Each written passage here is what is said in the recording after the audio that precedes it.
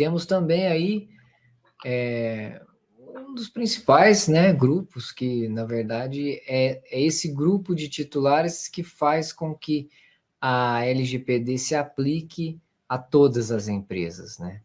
Porque todas as empresas, em algum momento, têm um funcionário, né? E esse funcionário é uma pessoa física, ele é um titular de dados, então há uma obrigação de transparência também do empregador com o seu funcionário, né?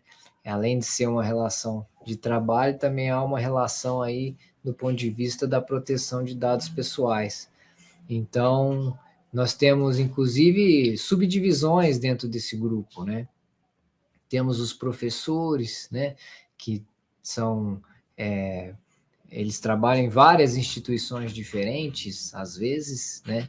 Temos as pessoas do administrativo, né? Temos também aí aqueles que participam da parte social, né, Cláudio? Seriam aí aquelas ações que dizem respeito a bolsas, né? Que de alguns benefícios, né? Então tem uma equipe que cuida disso. Temos aí os terceirizados, né? Nem todos os terceirizados, né, têm, vamos dizer assim, a mesma relação, porque existem aqueles terceirizados que os dados deles são tratados, né, de forma mínima, né, para eventualmente se adentrar ao recinto, se controlar, né, o seu acesso, né, saber quem que é. Geralmente esses dados são compartilhados pelo próprio empresa, né, terceirizada, mas é um tratamento de dados pessoais, né? Então ele também é um titular ao qual a gente tem que haver uma transparência aí, a gente tem que estar apto, a escola tem que estar apta a atender os seus direitos também. Sim, Cláudio. Doutor Júlio, só para ilustrar, né, ficar bem próximo ao ambiente escolar, não é raro a escola firmar, né, um contrato com a cantina, o gestor da cantina, e para fins de gestão até, né, das operações da cantina, eventualmente poderia compartilhar dados, né, com a cantina. Olha só, então esse compartilhamento entre a escola e o gestor da cantina, ao compartilhar esses dados, você tem que avisar, né, o titular ou o seu representante legal, os pais, ó. Então esse compartilhamento, por isso que esse programa de governança ligado à proteção de dados é caso a caso, pessoal. Não dá para copiar e colar, tem que fazer o levantamento, fazer o diagnóstico dessas situações, desse processo de tratamento de dados e avisar o titular, tomar providências, aperfeiçoá-lo, etc. Eu dei um exemplo aqui da cantina, mas poderia se aplicar ao livreiro, poderia se aplicar à questão do pessoal que fornece uniforme. Então, cada caso é um caso. Isso tem que mapear quais seriam os combinados contratualmente ou não com esses parceiros, com esses terceiros, e adotar as providências de acordo com essa lente, né, da LGPD, que nós comentamos na parte 1. Então, pessoal, copiar e colar é o pior dos mundos, tá? Porque a sua realidade, aspas, do seu negócio é diferente de uma outra escola, mesmo dentro da mesma rede, né? Porque pode acontecer ter uma rede no estado, doutor Nador, e uma outra escola no outro estado, com outros parceiros, com outras soluções que o gestor local adotou. E nós temos gestores mantenedoras, que atuam em vários estados, em várias cidades do mesmo estado. Então, esse olhar tem que ser apurado e verificado nesse diagnóstico, né, doutor Júlio? Então, não tem copiar e colar desse assunto. Prejuízo também, né? Sem prejuízo também, né, Cláudio, que os contratos, já falamos na apresentação anterior, sobre a verificação de como esses parceiros, se eles estão adequados à LGPD, né?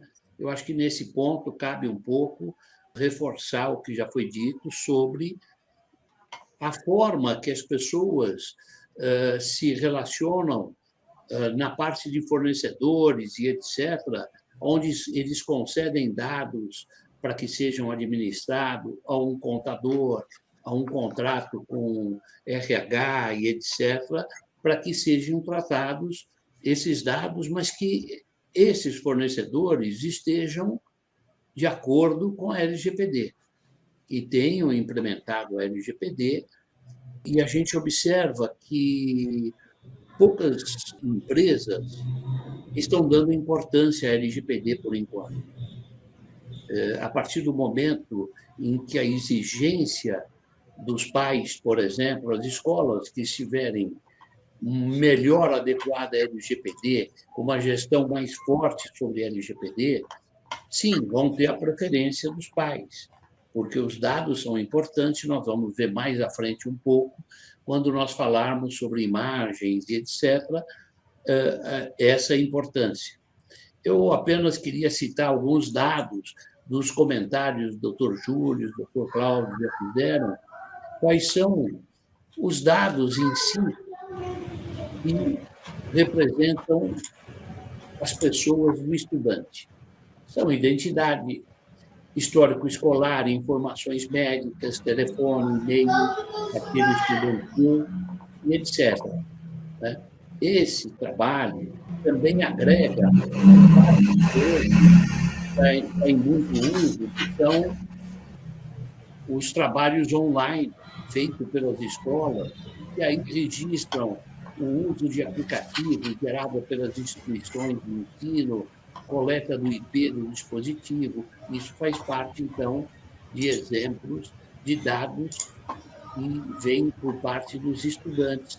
Também não podemos deixar de falar que os dados dos familiares responsáveis, a família geralmente detém, principalmente em escolas infantis, que são renda, situação civil, se é casado, divorciado, telefone, e-mail, escolaridades, outros dados importantes também que representam o corpo docente das escolas e também sobre servidores públicos, que a identidade, profissão, currículo, avaliação, são exemplos que eu estou passando agora um pouco para que as pessoas tenham ideia de quais são esses dados, Informações geradas por usos de tecnologia que permitem a identificação dessas pessoas, como a gravação de imagem por câmeras de segurança, videoaulas, análises geradas por uso de aplicativos educacionais, esse da parte dos docentes. A gente percebe que nós podemos também dar alguns exemplos de dados sensíveis dos docentes, por exemplo. São marcações sobre cor, raça, informações médicas, opinião política e filiação de sindicatos, que essas informações, eu estou citando aí alguns itens, para que quem nos assiste das escolas, da parte de administração, saiba quais são os itens considerados sensíveis dos docentes. São esses, os dados sensíveis dos responsáveis legais, como religião, dados médicos, vinculação a partido político, também são dados sensíveis. Esses determinados dados são muito importantes, como dados sensíveis de alunos, informações médicas, distúrbios e restrições alimentares, religião, dados biométricos, imagens que são consideradas dados sensíveis. Esses são alguns exemplos de que nós estamos passando antes de entrar mais profundamente na parte visual, que são fotos, imagens e como gerenciar isso. Então, essa é a minha opinião, que eu queria passar aí, doutor Cláudio, doutor Júlio, para complementar um pouco todo o trabalho aí citado pelo doutor Júlio e doutor Cláudio.